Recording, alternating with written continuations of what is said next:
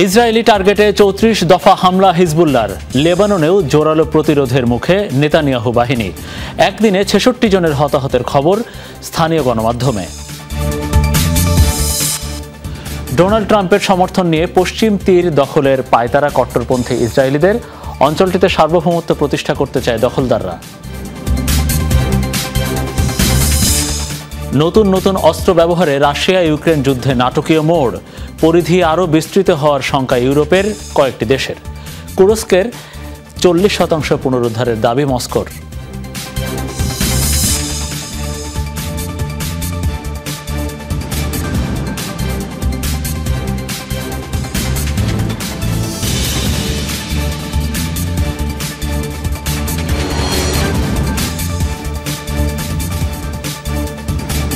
দর্শক, আমন্ত্রণ জানাচ্ছি আইডেস্কে। এতক্ষণ আপনারা শিরোনাম দেখছিলেন, আপনাদের সাথে আছি আমি মনিরুল ইসলাম।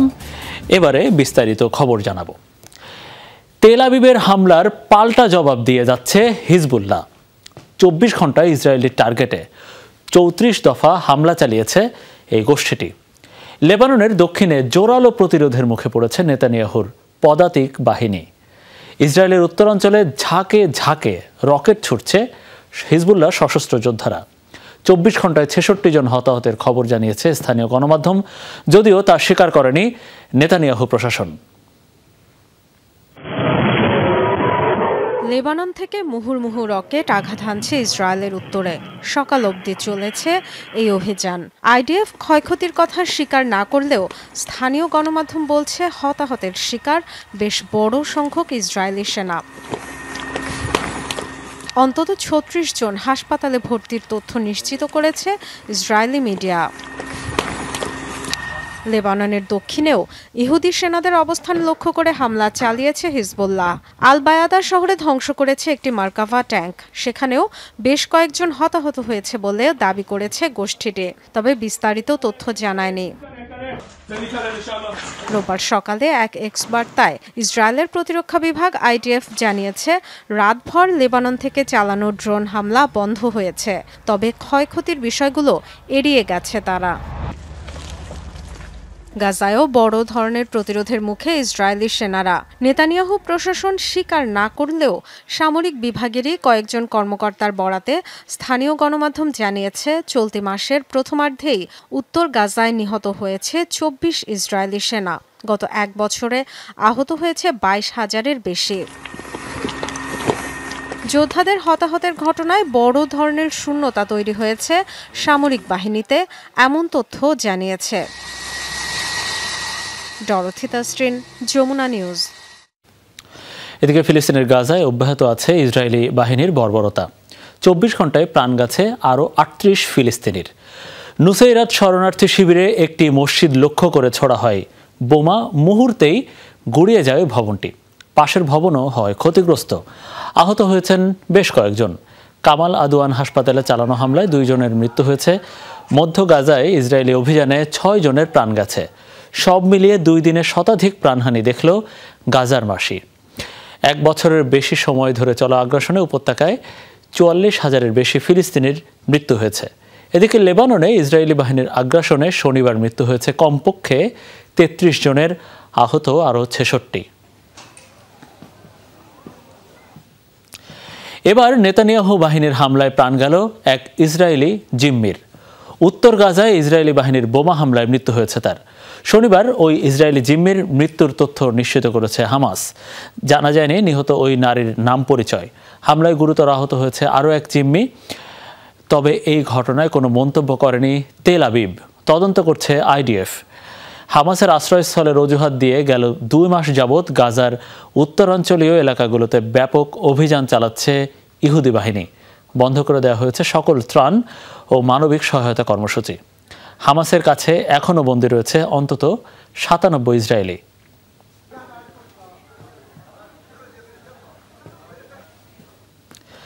যুক্তরাষ্ট্রের নবনির্বাচিত প্রেসিডেন্ট ডোনাল্ড ট্রাম্পের সমর্থন নিয়ে এখন গোটা পশ্চিম তীর দখলের পায়তারা করছে কট্টরপন্থী ইসরায়েলি দখলদাররা। অঞ্চলটির বেশ কিছু এলাকা তেল আবিবের নিয়ন্ত্রণে থাকলেও দেশটির সার্বভৌমত্বের অংশ নয় সেগুলো। আন্তর্জাতিক আইনেও অবৈধ এই দখলদারিত্ব। ট্রাম্প প্রশাসনের সহযোগিতায় এই অবৈধ দখলদারিত্বকেই বৈধ করার স্বপ্ন দেখছে উগ্রপন্থী ইসরায়েলিরা। ইসরায়েল প্রতিষ্ঠা হওয়ার পর থেকেই দখলদারিত্বের থাবায় পশ্চিম তীর। গাজায় চলমান আগ্রাসন শুরুর পরও চলছে সে ধারা। নেতানিয়াহু সরকারের মদদে অঞ্চলটিতে অবৈধ বসতি স্থাপনের রেকর্ড গড়েছে ইসরায়েলিরা।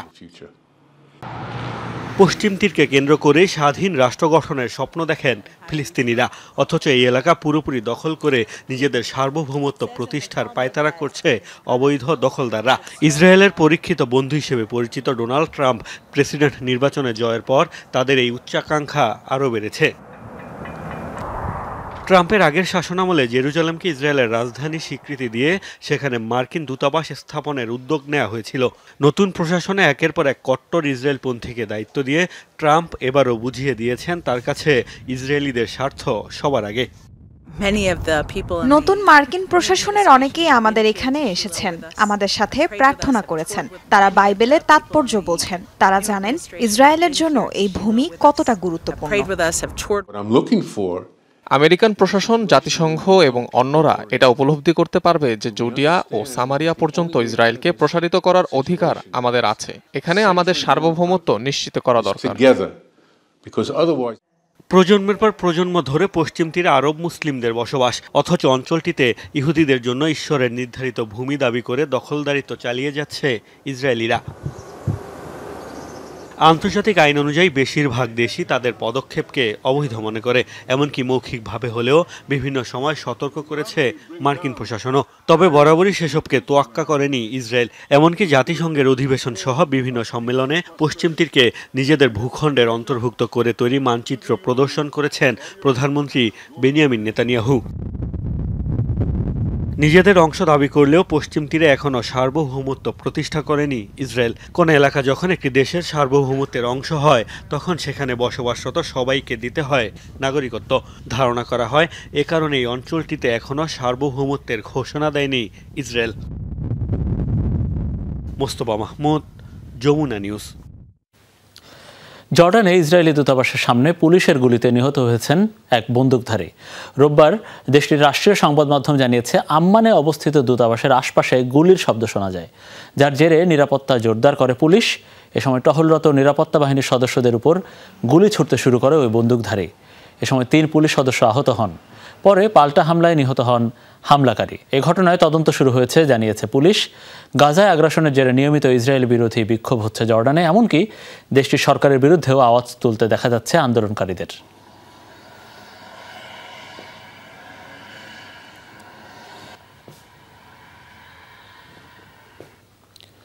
সংযুক্ত আরব আমিরাতে নিখোঁজের 3 দিন পর উদ্ধার করা হয়েছে ইহুদি রাব্বি জোভি কোগানের মরদেহ। রোববার এক বিবৃতিতে ইসরায়েলি মলদোভান নাগরিকের মৃত্যুর তথ্য নিশ্চিত করেছে ইসরায়েলি প্রধানমন্ত্রী অফিস। অভিযোগ, ইহুদি বিদ্বেষের শিকার হয়েছেন এই ধর্মগুরু। হত্যাকাণ্ডের বিচার নিশ্চিত সব পদক্ষেপ নেওয়া হবে বলে জানিয়েছে তেল আবিব। তবে নিখোঁজ রাব্বির মরদেহ উদ্ধারের ঘটনায় কোনো মন্তব্য করা হয়নি। গত বৃহস্পতিবার দুবাই থেকে নিখোঁজ হন এই আলট্রা অর্থোডক্স ইহুদি নেতা। শহরটিতে একটি মুদি দোকান পরিচালনা করতেন তিনি।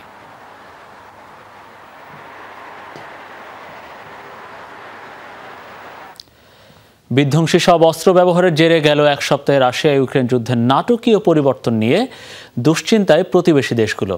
ইউক্রেনের গণ্ডি পেরিয়ে যুদ্ধ ছড়িয়ে পড়তে পারে গোটা ইউরোপে, এমন শঙ্কা তাদের। এদিকে পাল্টাপাল্টি হামলায় আরও উত্তপ্ত হয়ে উঠেছে যুদ্ধ পরিস্থিতি। ইউক্রেনের পূর্বাঞ্চলে নতুন করে একাধিক এলাকা দখলের দাবি করেছে মস্কো। পাশাপাশি নিজ ভূখণ্ডে কুরস্কেরও বিপুল জায়গা পুনরুদ্ধার করেছে রাশিয়া বাহিনী। ইউক্রেনের বিভিন্ন সামরিক স্থাপনা লক্ষ্য করে চলছে রুশ বাহিনীর মুহুর্মুহু হামলা। বিভিন্ন ফ্রন্টে বিরতিহীন মিসাইল হামলায় মাটিতে মিশে গেছে বেশ কয়েকটি সামরিক অবকাঠামো। মস্কোর দাবি ধ্বংস করা হয়েছে কিয়েভের অন্তত 20টি military unit, German leopard tank, মার্কিন আর্টিলারি ওয়াইটজার সহ বেশ কয়েকটি সাঁজোয়াজান। অর্ধশতাধিক ড্রোন ভূপাতিত সহ বিধ্বস্ত করা হয় একটি ইউক্রেনীয় মিগ-29 যুদ্ধবিমান। রুশ ভূখণ্ডে মার্কিন অস্ত্র ব্যবহারে বাইডেনের অনুমতি আর পুতিনের হুঁশিয়ারিকে ঘিরে যখন বেড়েই চলেছে উত্তেজনা, তখন হামলা আরও জোরদার করেছে মস্কো। সপ্তাহ জুড়ে পূর্ব ইউক্রেনে ব্যাপক তাণ্ডব চালিয়েছে রুশ সেনারা। এমন অবস্থায় যুদ্ধ ইউরোপের অন্যান্য দেশেও ছড়িয়ে পড়ার শঙ্কা প্রকাশ করেছে সামরিক জোট ন্যাটোভুক্ত কয়েকটি দেশ। এই যুদ্ধ আরও ভয়াবহ পর্যায়ে পৌঁছেছে। আমরা যে অনিশ্চিত ভবিষ্যতের দিকে এগিয়ে যাচ্ছি তা সবাই অনুভব করছে। এই সংঘাতের শেষ কোথায় তা কেউই বলতে পারবে না। যা জানি তা হলো যুদ্ধ পরিস্থিতি খুবই নাটকীয় মোড় নিচ্ছে। রাশিয়ার মতো দেশ, যারা নীতিগত দিক থেকে আমাদের চেয়ে অনেক আলাদা, যাদের সামরিক শক্তি অনেক বেশি, তাদের মোকাবেলা করতে গেলে অবশ্যই তাদের বক্তব্যকে গুরুত্ব দিতে হবে। তারা যা বলে, যেভাবে বলে সেভাবেই বিবেচনা করা উচিত। অবশ্য রণক্ষেত্রে পিছিয়ে থাকার বিষয়টি মানতে নারাজ ইউক্রেন। যুদ্ধের নিয়ন্ত্রণ মস্কোর কাছে না থাকাতেই আগ্রাসী হয়ে উঠেছেন পুতিন, এমন দাবি কিয়েভের। নতুন নতুন ক্ষেপণাস্ত্র দিয়ে হামলার যে উদাহরণ সে তৈরি করছে তার পেছনে অবশ্যই কারণ আছে। পুতিনের জন্য সবচেয়ে জরুরি হলো ইউক্রেনীয় সেনাদের কুরস্ক থেকে পিছু হটানো। আমি নিশ্চিত জানুয়ারির মধ্যেই সেটি সে করতে চাইবে। পুতিন ক্ষমতার প্রদর্শন করছে কারণ সে দেখাতে চায় তার হাতেই সব, কিন্তু পরিস্থিতি আসলে তার নিয়ন্ত্রণে নেই। এদিকে ফ্রন্টলাইনের উত্তেজনার মাঝেই নিজেদের এলাকা পুনরুদ্ধার করেছে রাশিয়া। কিয়েভের দখলে যাওয়া কুরস্কের 40% পুনরুদ্ধার করেছে পুতিন বাহিনী। অনিক রহমান, যমুনা নিউজ। ছাড়তে হবে হোয়াইট হাউস, তাই শেষ বেলায় আবেগ আপ্লুত হয়ে কান্নায় ভেঙে পড়তে দেখা গেল মার্কিন প্রেসিডেন্ট জো বাইডেনকে। হোয়াইট হাউসে এক নৈশভোজের আয়োজনে প্রেসিডেন্ট হিসেবে নিজেকে সফল দাবি করেন এই ডেমোক্রেট নেতা। ইসরায়েলি আগ্রাসনে অন্ধ সমর্থনের পাশাপাশি নানা বিতর্কের জন্ম দিলেও স্বামীর পক্ষে সাফাই গিয়েছেন ফার্স্ট লেডি জিল বাইডেন। স্ত্রীর মুখে প্রশংসা শোনার সময় কাঁদতে দেখা যায় মার্কিন প্রেসিডেন্ট বাইডেনকে। হোয়াইট হাউসের সাউথ লনে বিদায়ী এই ডিনার পার্টি আয়োজন করা হয়েছিল প্রেসিডেন্ট জো বাইডেন ও ফার্স্ট লেডি জিল বাইডেনের পক্ষ থেকে। জড়ো হয়েছিলেন ডেমোক্রেট নেতারা এবং সরকারি অনেক কর্মকর্তা। টাক্সিডো পরিহিত বাইডেনের চেহারায় স্পষ্ট ছিল কষ্টের ছাপ। গাজা ইসরায়েলি আগ্রাসন কিংবা রাশিয়া ইউক্রেন যুদ্ধে মদত সহ গত 4 বছরে বাইডেন প্রশাসনের বহু ভূমিকা হয়েছে প্রশ্নবিদ্ধ। এরপরও অবশ্য নিজেকে যোগ্য ও সফল প্রেসিডেন্ট দাবি করলেন বাইডেন। 4 বছরে যত শুভাকাঙ্ক্ষী এবং বন্ধু পেয়েছি তাদের ধন্যবাদ দিয়ে শেষ করতে পারবো না। দৃঢ়ভাবে বলতে পারি, ডেমোক্র্যাট দল ক্ষমতায় আসার আগে যাচ্ছে তাই অবস্থা ছিল যুক্তরাষ্ট্রের। করোনা মহামারী সফলতার সাথে পার করেছি। এমন কিছুই নেই যা আমরা ঐক্যবদ্ধ হয়ে করতে পারবো না। স্বামীর প্রশংসায় পঞ্চমুখ ছিলেন জিল বাইডেন। পোডিয়ামে দাঁড়ানো জিলের কথার মাঝখানে আবেগাপ্লুত হয়ে পড়েন জো বাইডেন। 4 দশকের সম্পর্কে তোমাকে আমি অসাধারণ সব কাজ করতে দেখেছি, কিন্তু গত 4 বছরে তুমি যা করেছো এদেশের মানুষের জন্য তা ছিল অবিশ্বাস্য। আগামী 20 জানুয়ারি হোয়াইট হাউস ছেড়ে চলে যেতে হবে বাইডেনকে। এরই মাঝে শুরু হয়ে গেছে যুক্তরাষ্ট্রের নবনির্বাচিত প্রেসিডেন্ট ডোনাল্ড ট্রাম্পের হাতে ক্ষমতা হস্তান্তর প্রক্রিয়া।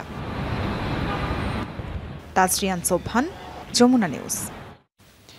ব্যাপক নিরাপত্তা ঝুঁকিতে যুক্তরাজ্যের রাজধানী লন্ডন। 24 ঘন্টার মধ্যে শহরটির বিভিন্ন স্থানে পাওয়া গেছে সন্দেহজনক কয়েকটি প্যাকেট, যা নিয়ে চলছে ব্যাপক তোলপাড়। শুক্রবার প্রথমে মার্কিন দূতাবাসের সামনে পাওয়া যা সন্দেহজনক বস্তু। ঘটনা হয় নিয়ন্ত্রিত বিস্ফোরণ। এই ঘটনার জেরে দূতাবাস ভবনের আশপাশ ঘিরে রাখে নিরাপত্তা কর্মীরা। এদিন গ্যাটউইক বিমানবন্দর এবং ইউস্টন স্টেশনের কাছেও পাওয়া যায় বোমা সদৃশ বস্তু। খবর পাওয়া মাত্র ঘটনাস্থলে যায় বোম ডিসপোজাল ইউনিট। কয়েক ঘন্টার জন্য বন্ধ রাখা হয় টার্মিনাল স্টেশনটি। পরে নিয়ন্ত্রিত বিস্ফোরণে ধ্বংস করা হয় সন্দেহজনক বস্তুগুলো। মাত্র 24 ঘন্টার ব্যবধানে নিরাপত্তা ঝুঁকি জনিত এসব ঘটনাকে কেন্দ্র করে লন্ডন জুড়ে মোতায়েন করা হয়েছে নিরাপত্তা বাহিনীর অতিরিক্ত সদস্য। তুরস্কে নির্বাচিত 2 কুর্দি মেয়রকে পদচ্যুত করার ঘটনায় ব্যাপক বিক্ষোভ হয়েছে সেখানে। দেশটির স্বরাষ্ট্র মন্ত্রণালয়ের অভিযোগ, সন্ত্রাসী কর্মকাণ্ডের সাথে জড়িত ছিলেন কেফদেট কোনাক ও মোস্তফা সারিগুল। এজন্য সাজা হিসেবে মেয়র পদ থেকে তাদেরকে দেওয়া হয়েছে অব্যাহতি। তাদের জায়গায় নতুন কর্মকর্তাও নিয়োগ দিয়েছে সরকার। এই সিদ্ধান্তের তীব্র প্রতিবাদ জানিয়ে শুক্রবার দেশটির পূর্বাঞ্চলীয় টানজিনি শহরে জড়ো হন বিক্ষুব্ধ কর্মীরা। দ্রুত সরকারকে সিদ্ধান্ত পরিবর্তনের দাবি জানান তারা। বিক্ষোভের এক পর্যায়ে পুলিশের সাথে সংঘর্ষে জড়ান আন্দোলনকারীরা, আটক হন অনেকে।